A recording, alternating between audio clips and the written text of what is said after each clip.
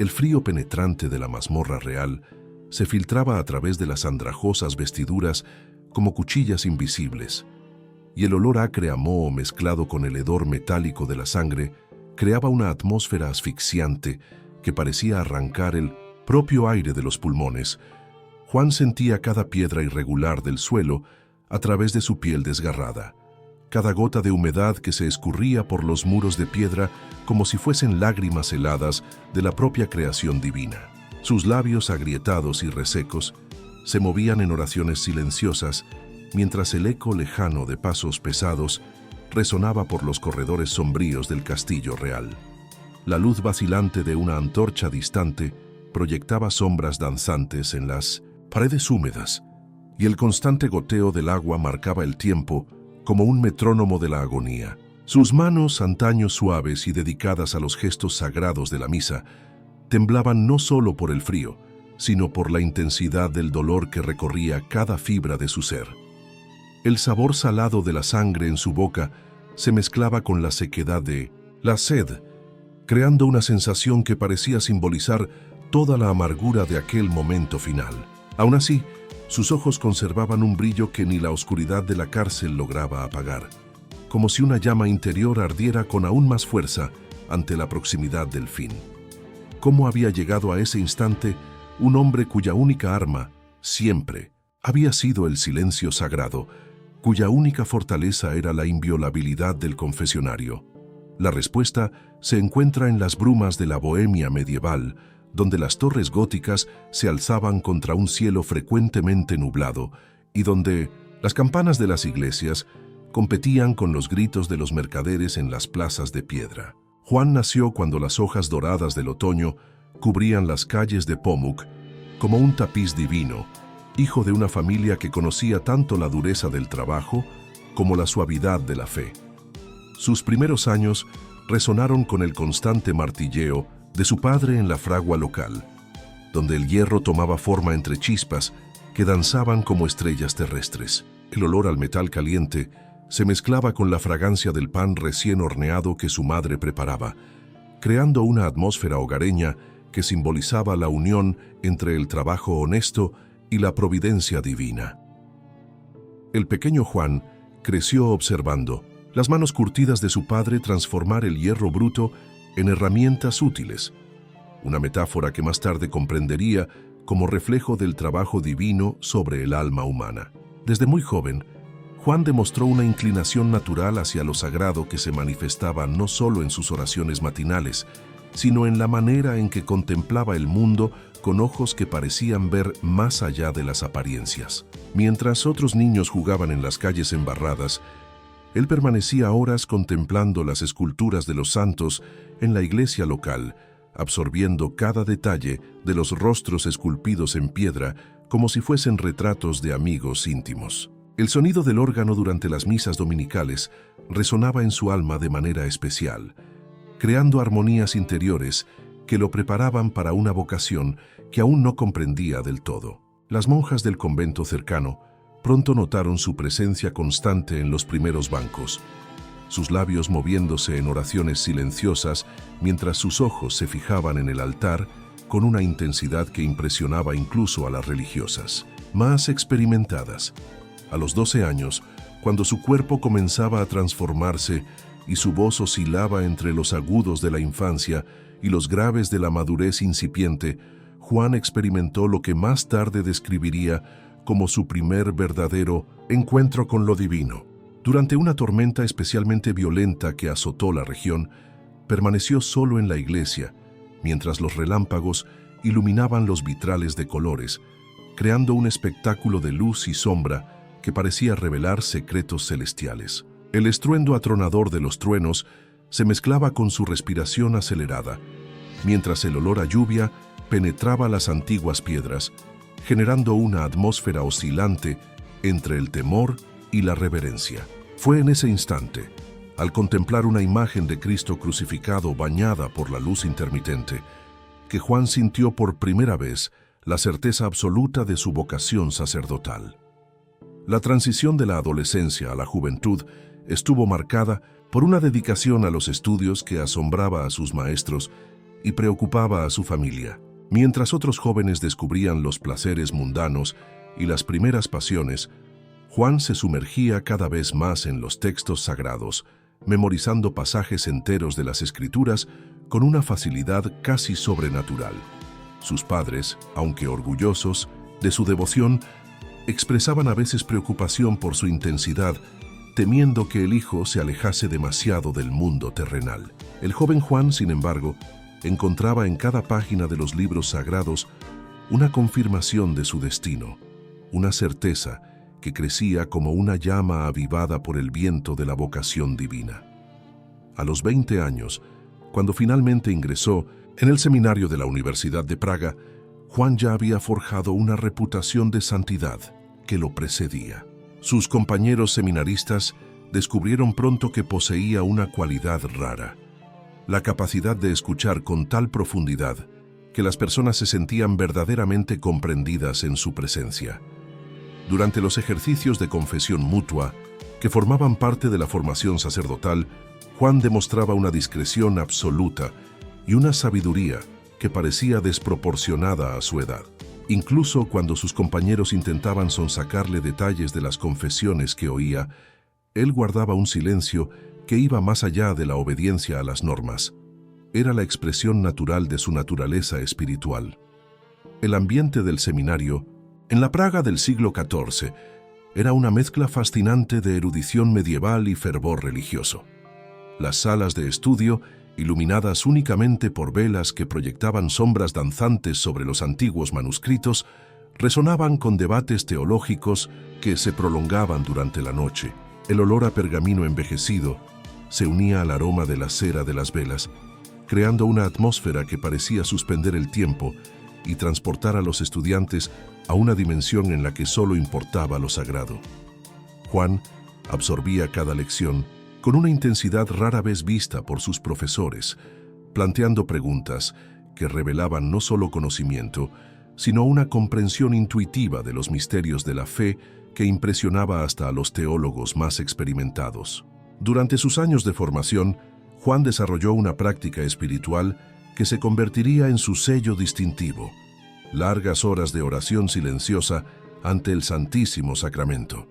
Mientras sus compañeros dormían, él permanecía en la capilla, inmóvil como una estatua, absorto en una contemplación que parecía elevarlo más allá de las limitaciones terrenales. Los guardias nocturnos del seminario se acostumbraron a verlo ahí, hora tras hora, con respiración tan suave que a veces dudaban de si aún estaba vivo.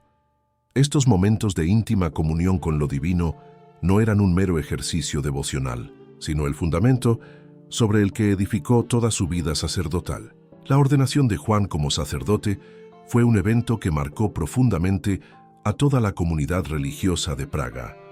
El arzobispo, hombre de vasta experiencia que había presidido cientos de ordenaciones, comentaría más tarde que jamás había sentido una presencia tan palpable del Espíritu Santo durante una ceremonia.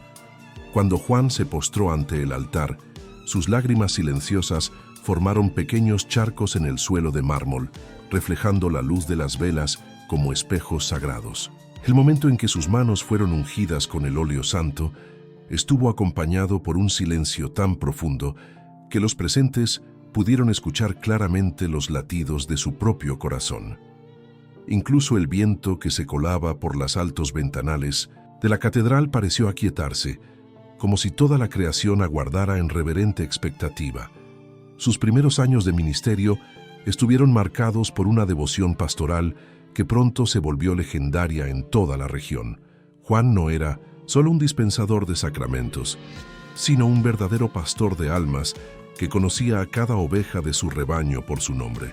Sus homilías, aunque breves, poseían una cualidad penetrante que dejaba a los fieles en silencio contemplativo durante largos minutos tras el final de la misa. Tenía el don raro de hacer sentir a cada oyente que sus palabras iban dirigidas específicamente a él, como si el sacerdote pudiera ver directamente en su alma y discernir sus necesidades espirituales más profundas. Pero fue en el confesionario donde Juan halló su verdadera vocación suprema. Ese pequeño recinto de madera oscura se convirtió en su santuario particular, el lugar donde ejercía no solo su función sacramental, sino donde demostraba una comprensión de la naturaleza humana que trascendía cualquier saber académico. Gentes de aldeas lejanas acudían solo para confesarse con él, atraídas por su reputación de sabiduría y absoluta discreción. Comerciantes adinerados, campesinos humildes, nobles arrogantes y mendigos desesperados. Todos encontraban en Juan un oído atento y un corazón comprensivo que jamás juzgaba, solo acogía y orientaba. Lo que hacía a Juan verdaderamente excepcional no era solo su capacidad de escuchar, sino su inquebrantable fidelidad al sigilo sacramental. En una época en que la información personal se usaba con frecuencia como moneda de cambio político y social, Juan guardaba un silencio casi sobrenatural en su plenitud. Incluso cuando las autoridades civiles intentaban sonsacarle indirectamente algún dato de confesiones que habían presenciado, él respondía con una sonrisa amable y comentarios sobre el clima o las flores del jardín de la iglesia, desviando la conversación con una habilidad que no ofendía, pero dejaba claro que ciertas fronteras jamás se cruzarían. Esta reputación de integridad absoluta pronto llegó a oídos de la corte real, donde las intrigas políticas y los secretos de Estado creaban una atmósfera de desconfianza constante. El rey Venceslao IV, monarca tan inteligente como paranoico, vio inicialmente en Juan una figura curiosa, pero inofensiva. El sacerdote era respetado por el pueblo, admirado por el clero y aparentemente ajeno a los asuntos temporales que absorbían a los cortesanos. Para un rey rodeado de espías y aduladores, la presencia de alguien aparentemente incorruptible era a la vez reconfortante e inquietante. La corte de Venceslao IV era un microcosmos de las tensiones que sacudían toda la Europa medieval. Lo religioso y lo secular se entrelazaban en disputas que iban desde cuestiones de jurisdicción hasta debates sobre la moral pública. El rey, aunque formalmente católico, desconfiaba cada vez más de la influencia de la Iglesia en sus dominios, especialmente cuando ésta parecía amenazar su autoridad absoluta. En sus aposentos privados, decorados con tapices lujosos que no podían ocultar por completo el olor a miedo y paranoia, Venceslao pasaba noches en vela planeando formas de consolidar su poder y eliminar cualquier amenaza potencial. En ese clima de creciente tensión, Juan fue nombrado canónigo de la Catedral de Praga y más tarde confesor de la reina. Este último nombramiento, que en un principio parecía un honor, resultó ser el primer paso hacia su destino trágico. La reina, mujer de profunda religiosidad pero esposa de un monarca cada vez más inestable, encontró en Juan no solo un guía espiritual, sino un confidente cuya discreción absoluta le permitía expresar sus inquietudes más íntimas sobre el rumbo del reino. Las sesiones de confesión entre Juan y la reina se volvieron regulares y prolongadas, celebradas en la capilla privada del palacio, un lugar donde el olor a incienso se mezclaba con la fragancia de rosas que la reina mandaba colocar ante la imagen de Nuestra Señora. El pequeño confesionario real, de roble tallado con motivos religiosos, se convirtió en una isla de santidad en medio del océano de intrigas cortesanas. Durante esas conversaciones sagradas, Juan escuchaba no solo los pecados de la reina, sino sus temores sobre las decisiones políticas del rey, sus oraciones por los pobres del reino y sus dudas sobre el futuro de la fe católica en sus tierras. Lo que Juan no pudo prever era que su absoluta fidelidad al sigilo sacramental pronto chocaría con la paranoica desconfianza del rey. Venceslao IV, consumido por sospechas de conspiraciones contra su trono, comenzó a ver en las largas conversaciones entre su esposa y el confesor una amenaza a la seguridad del Estado. En su mente perturbada, imaginaba que la reina podría estar revelando secretos de Estado o, peor aún, conspirando contra él bajo el manto de la confesión. La transformación de Venceslao IV de monarca moderado a tirano paranoico fue algo que Juan observó con creciente alarma.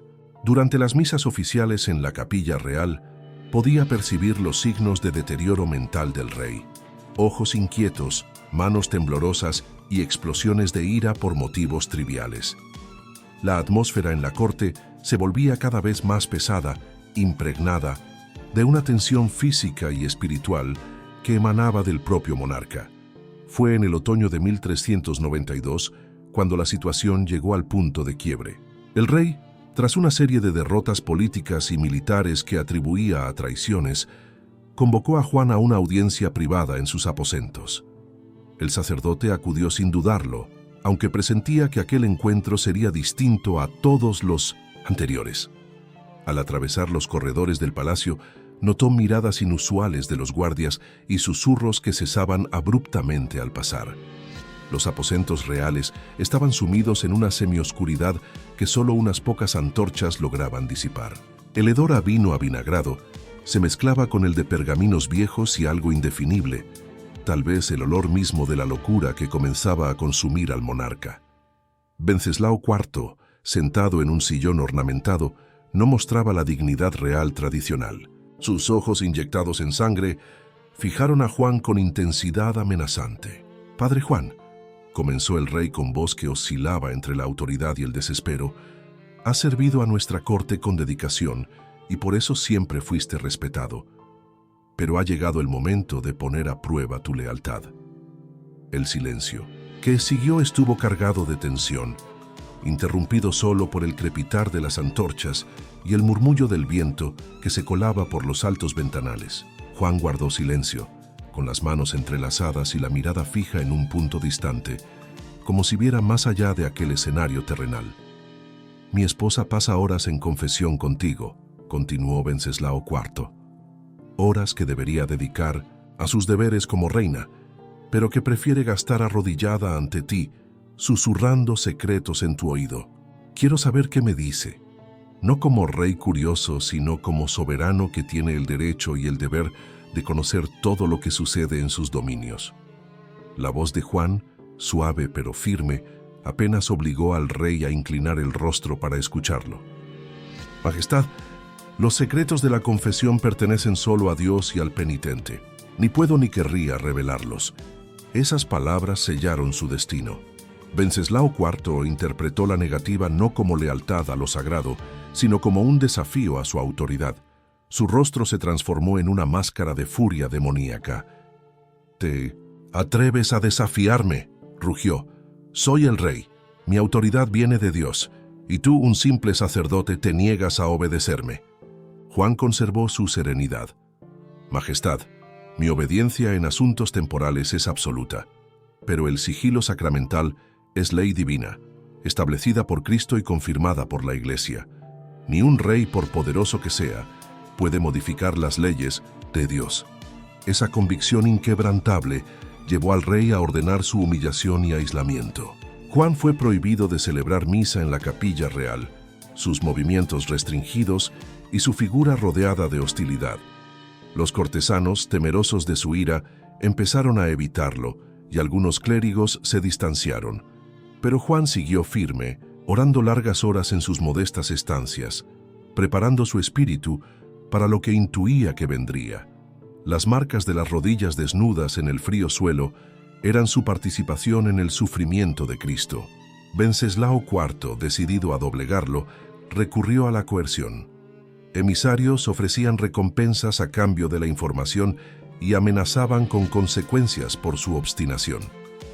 Juan recibía a todos con cortesía, ofrecía agua o vino, preguntaba por sus familias, pero mantenía la misma respuesta: «No puedo violar el sigilo de la confesión». La presión culminó en una convocatoria pública en el gran salón del palacio. Nobles, cortesanos y dignatarios presenciaron cómo el rey acusó a Juan de insubordinación. Ante la última oportunidad de ceder, Juan proclamó: «Perdóneme, Majestad, si mi fidelidad a los votos sagrados se interpreta como deslealtad, pero no puedo revelar lo confiado bajo el sello sacramental. Es obediencia a leyes divinas que ningún poder terrenal puede cambiar». Enfurecido, Wenceslao IV ordenó su arresto. Juan aceptó las cadenas con la misma dignidad con que abrazó su ordenación. Al ser conducido a las mazmorras, su orar constante transformó las celdas en un improvisado santuario. Su voz, un murmullo de paz, perturbaba incluso a sus captores. Privado de comida, con el sueño interrumpido y sometido a interrogatorios diarios, Juan resistió sin ceder. Su constancia ganó el respeto de algunos guardias, que empezaron a buscarlo para confesar sus propios miedos. Semanas de privaciones dejaron su cuerpo frágil, pero sus ojos siguieron brillando con esa luz interior. Prisioneros y guardias hallaban en él consuelo y conversión, convirtiendo su celda en un confesionario improvisado.